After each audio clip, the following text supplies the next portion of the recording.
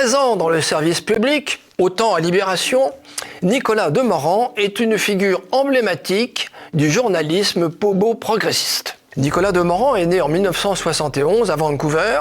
Son père est Jacques Demorand, diplomate, ancien chef de cabinet du ministre des Affaires étrangères Roland Dumas.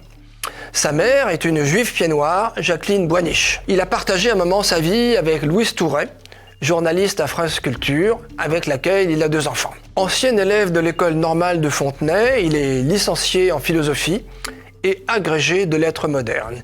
Il a été notamment professeur en lycée professionnel et en classe préparatoire aux grandes écoles. Après quelques piges au guide gastronomique Goemio et aux Inrecuptibles, il rentre à France Culture en 1997 aux côtés de Sylvain Bourmeau, plaisamment surnommé le camarade Bourmoff. Un petit tour du côté de France 5, puis c'est sur France Inter que sa carrière décolle en animant la tranche d'information matinale. Remarquons au passage qu'en moins de 2 ans et demi, il invitera 7 fois à l'antenne, son ami Bernard-Henri Lévy. En juillet 2010, après 13 ans passés dans le service public, il quitte subitement France Inter pour Europe 1, où il anime la tranche 18h-20h. L'audience est décevante.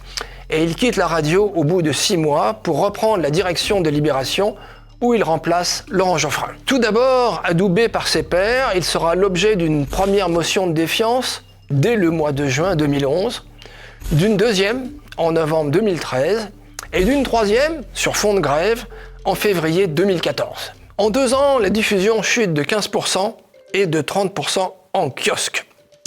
Il commentera son expérience dans un entretien dans Le Monde du 13 avril 2014, je cite « Être patron de Libé, c'est passer son temps à chercher de l'argent pour faire les fins de mois, payer les salaires et les fournissances et parfois, embaucher des journalistes.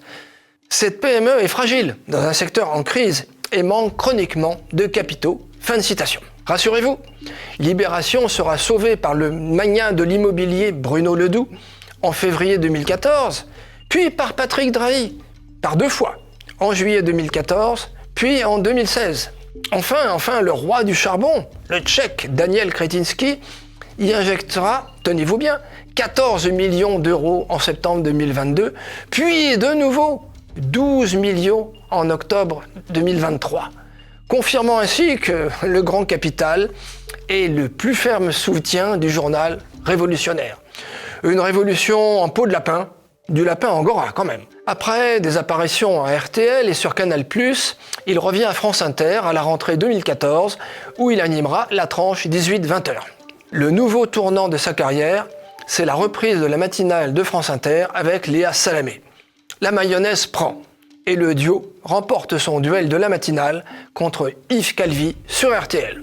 Pour cerner, et en quelques phrases, la personnalité du journaliste cédons la parole à Agoravox du 10 janvier 2011. Je cite « Demorand représente l'archétype du journaliste qui ne se pose pas de questions, formaté par sa caste, issu d'une bourgeoisie très fière d'elle-même où, dès la plus petite enfance, le chemin est tracé et où tout doit couler de source. Un journalisme mou et souvent panurge, un journalisme paresseux qui ne cherche que très rarement l'investigation et accepte peu la critique.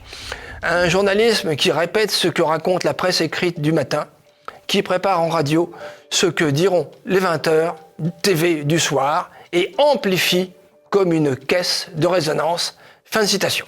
Un portrait un peu sévère sans doute, mais au fond, un bon résumé du journalisme progressiste dominant dans bien des médias.